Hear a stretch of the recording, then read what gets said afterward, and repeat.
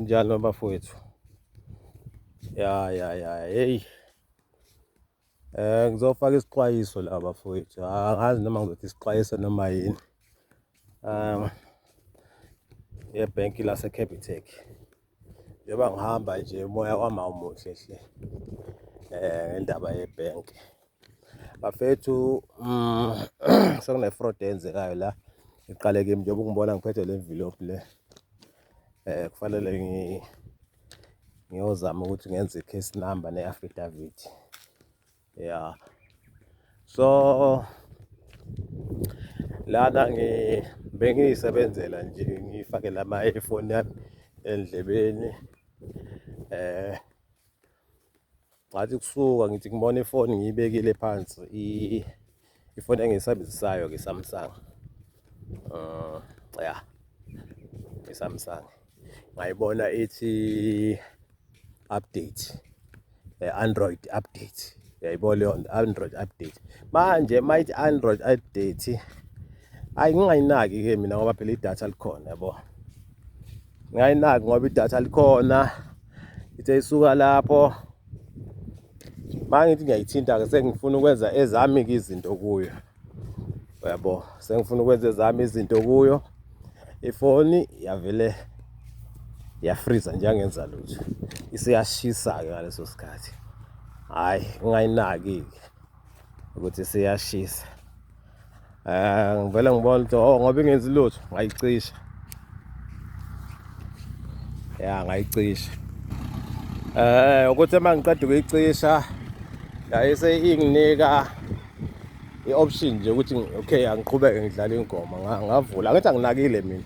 Ngavula ngadlala ingoma ngithi ngiyabuka shitha i-update angazi yenzani.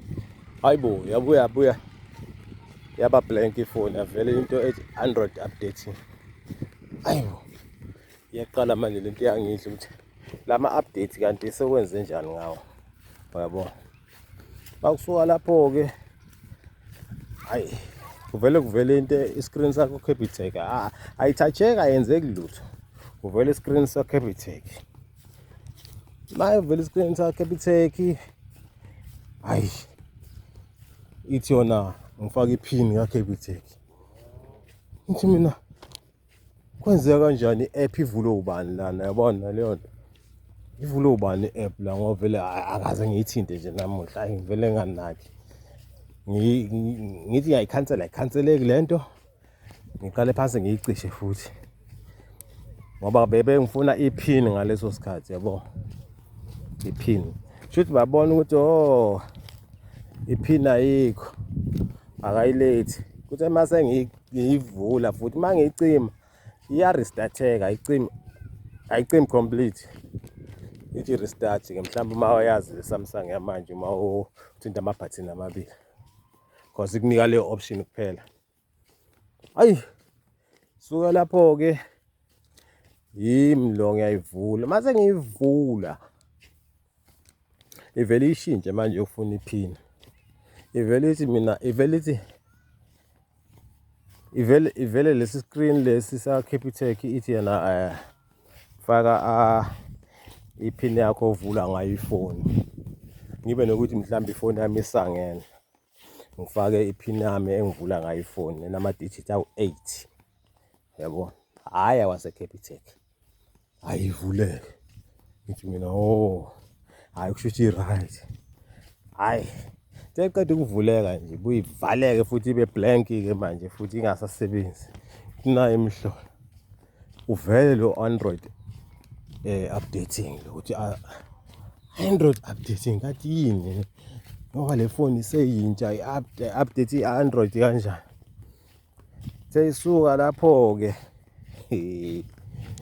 ngayibeka ngayiduba ngathi ngayishiya ngathi mina isuka. Ngabuza izingane ngathi mina andikwenzekani la. Yathi ingane yathi ayingeke. Kusho ukuthi i-Android iya-update.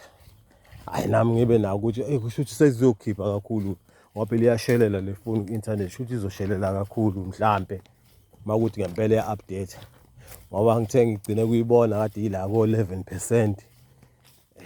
Yaxakeka mina ukuthi kanti ifoni uma i-update iyashesha le lahamba kancane kanje.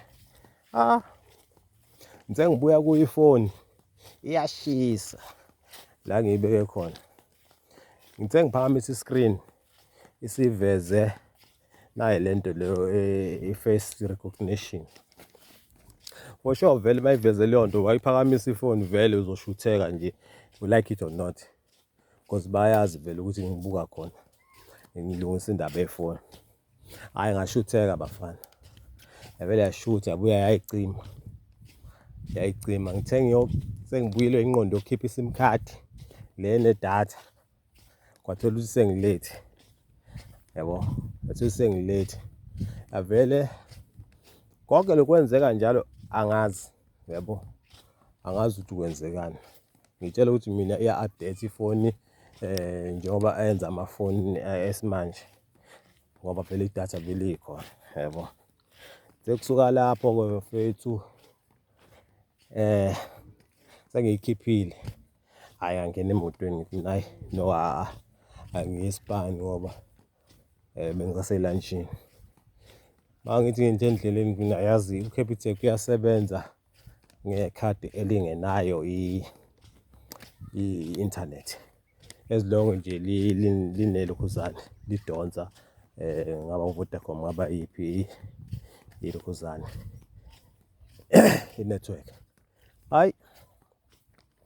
Hayi vele mfana ngibona laphayana kwi-savings ishayile imali yami kwi-savings, yezwa. Hayi uma ngifika emsebenzini ngithi hayi bafana ngeke ngiye eCapitec manje, ngiye eCapitec ngisayobuza ukuthi yenzeka kanjani le nto ngoba ngiyambona lo muntu lo othenga ama-voucher la. Kanti angibuzanga elangeni, kunama-akhawunti awu-2 a-loaded enginawo, waphephethile kwawona. Uyezwa yini na? Waphephethile kwawona. Mangithi a-loaded ngisho ukuthi anemali, angisho ukuthi fully loaded ngoba imali ade ikhona. Hayi ngeke ngisho futhi ngoba iyakhalisa impela nje, mangathiwa angiyitholi konakala, yabo. So into eyenzekile-ke lapho kuthe makusuka ngithi ngiye eCapitec, abachazela isitori sami, bathi yeyi asiyazi le nto le thina sazi ukuthi ma kuyi-scam, sazi i-scam nje thina, yabona lokhu akusiyi-scam, i-fraud le yenzeke la, yezwa. Ma uhlanganisa iy'nombolo niyayazi i-fraud ukuthi yini. Ngisho ama-message abuyile athi i-fraud abhala ukuthi fraud, yabo. Kusho ukuthi ma kuyi-fraud, i-fraud yenzeka kuphi? Ngaphakathi.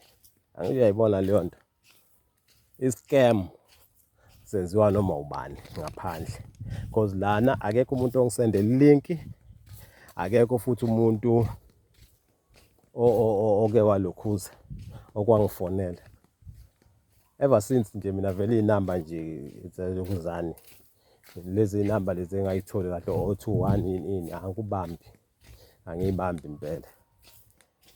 Nizobona nje nani njengoba nibona kwi-screen nje, ngiyobona lapha kwi-screen mhlawumbe ngikufake, angiyibambi.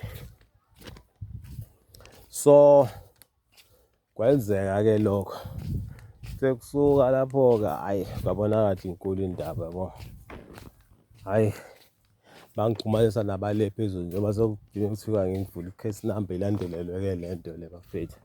So anyone bafethu, anyone one-advice, yabo, njani sure.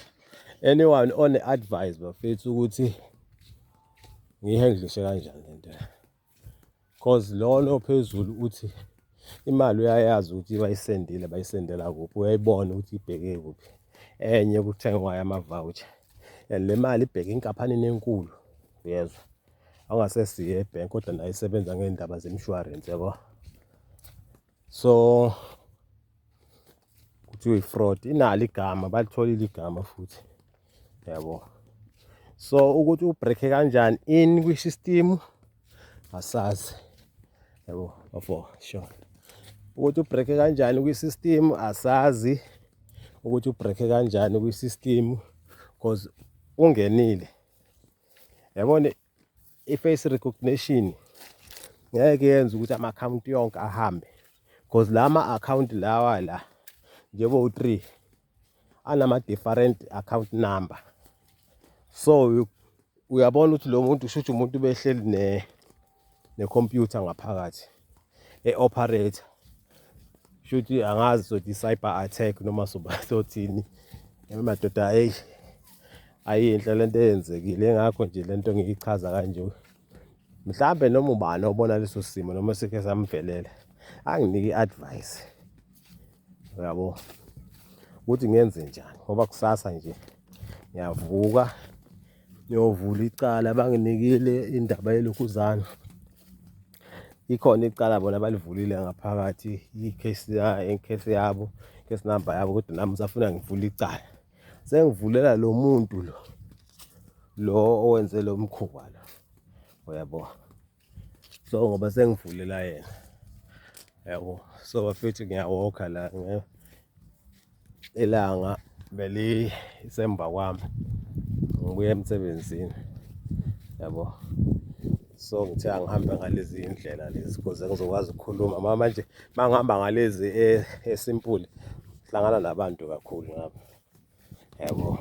Kanti angifuni ke nasendlini bayazi lento ukuthi ngikhuluma kanje ngoba ngizobachazela kancane bona manje abantu besimame thatha izinto zibe serious manje. Kanti into efuna ukuyidlulisa manje ngoba uma ethi umuntu waseCapitec kuyayiqala into enje, mhlawumbe kusho yena omsulwa angazi, mhlawumbe omunye uyayazi noma wakwasebenza khona bafethu. Aningisize bafethu, ninganaki isithombe nakani udaba engiza nayo. Angibonge.